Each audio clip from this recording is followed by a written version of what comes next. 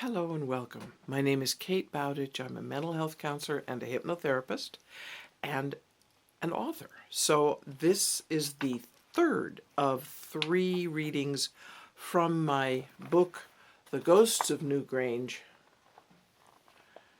Ancient Ceremony Remembered. Now you can order it directly from the URL below. And I'm going to read a little bit this time.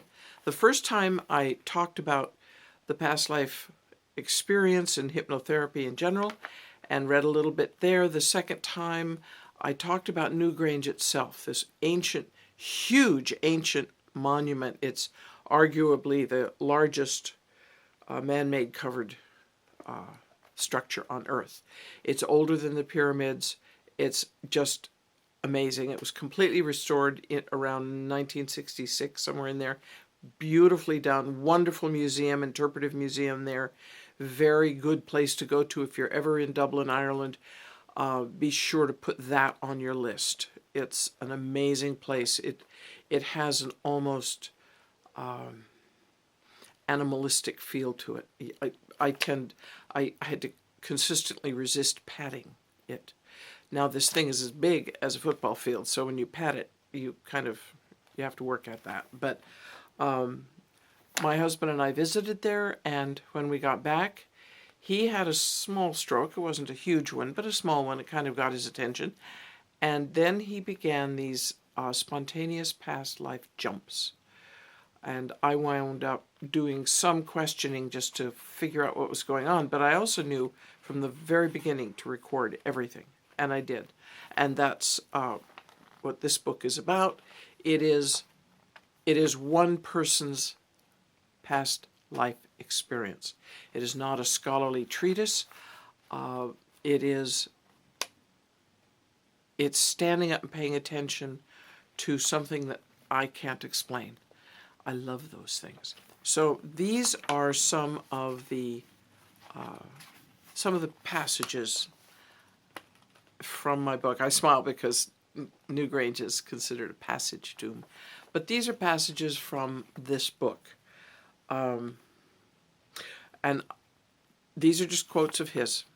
And with my asking him, these are answered in deep trance. And when that occurs, that is always done in broken sentences. They're never complete. The person is struggling to speak in modern English about an experience they're having when the language and everything was different. So there's a struggle that goes on, and words tend to drop out. Very common in past life. So very normal. So I asked him to describe his feet and arms, a common technique in past life work, to anchor the traveler's body in time and place. He described his feet as deep tan, wide, heavy sandals. Now that's completely unlike his own feet, which were narrow, white, delicate, and always inside of his shoes and socks. He described his arms as bare, bracelets, strong, short-fingered hands. Again, completely unlike his own.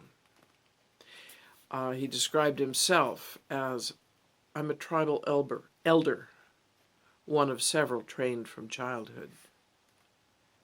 Be aware of the connection we still have to the earth, the mother. We are one. As the children leave home, they need a focal point, a reminder of their origins from the mother.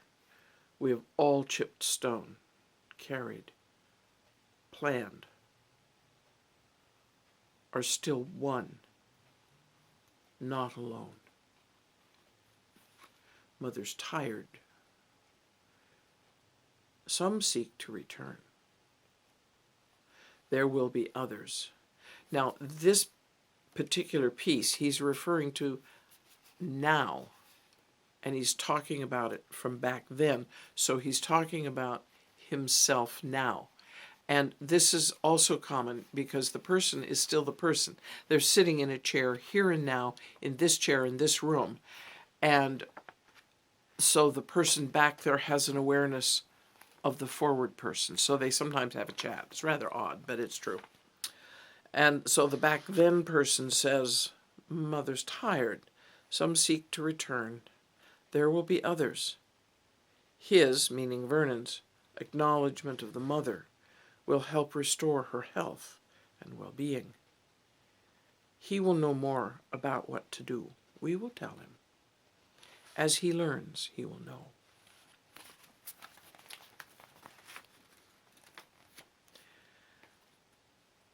I asked him to describe one of the first ceremonies. He said, it's cool. Light reflecting down the tunnel fills the chamber. All three. With light. I've been here all night, waiting for the light of the sun. To renew the bond between the lady and the Lord and the people, feeling sheer love. The people are waiting.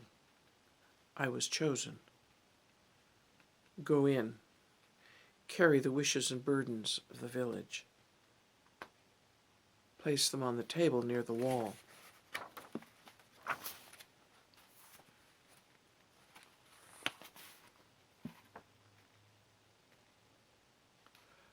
A bundle, continuing the best the people have to offer.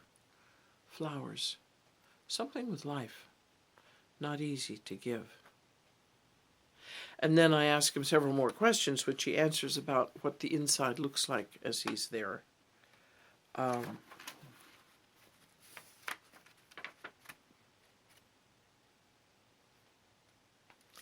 And from this work, there came bits and pieces come up, kind of come to the surface.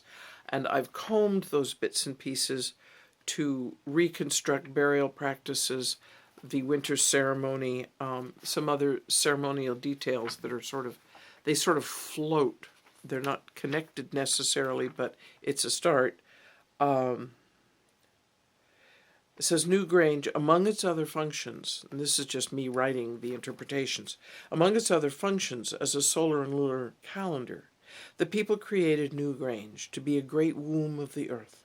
The womb aspect was built with intent that it would unite with the sky once a year, and thus provide safe passage for the souls of the dead, returning them to the unknown. Newgrange, the womb, feminine, dark, and cool, was pierced by the sun, the shaft, masculine, bright and hot, on the solstice, to conceive and give birth to the unknown for the souls of the dead.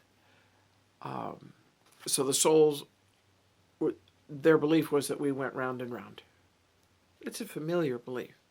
But how it worked was through the sexual union for birth on earth and the sexual union of the sky and the earth for birth back into the unknown.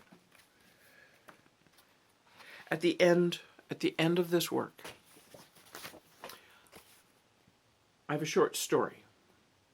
It's called The Shaman of Newgrange, and I've pulled all of the bits and pieces and fragments together to create a short story about the ceremony around the death of the shaman. And what happened when there's the shaman, the old shaman had died, and the shaman then had to pick a student from a group of boys and re-enter the mound with him to start his training as the next shaman. And the boy was too sick to be chosen, and he had been groomed from the very beginning. So what that meant to the shaman, what that meant to Ireland, how that all worked out, is the story, and it involves the story of Vernon and why we went back to Newgrange. So order your book, get yourself a copy, really experience it with us. We walked it. It was a magnificent time. Vernon died shortly after returning from his second visit, having completed his soul's work.